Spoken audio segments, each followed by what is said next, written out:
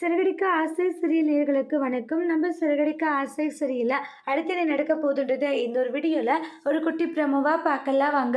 இந்த இடத்துல ரொம்பவே கவலையில் இருந்துட்டு இருக்காங்க ரோகிணி இருந்துட்டு. அப்ப மீனா இருந்துட்டு, உங்ககிட்ட கொஞ்சம் பேசணும் ரோகி, சொல்லுங்க மீனா என்ன விஷயம்ன்றாங்க. இல்ல ரோகிணி, இது மாதிரி உங்களுக்கு சிட்டியே தெரியுமா அப்படின்ற மாதிரி கேட்குறாங்க. உடனே ஷாக் ஆகுறாங்க. என்ன இது டக்குன்னு வந்து சிட்டி தெரியுமான்னு கேட்குறா.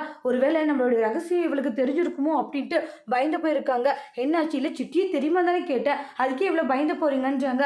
இல்லை தெரியாதுன்றாங்க. சரி சரி ஓகே, அந்த சிட்டி செம்ம ஆள், அவங்ககிட்ட எல்லாம் பணம் வாங்குறவங்க எவ்வளோ கஷ்டப்படுறாங்க தெரியுமா அப்படின்ட்டு சொல்கிறாங்க.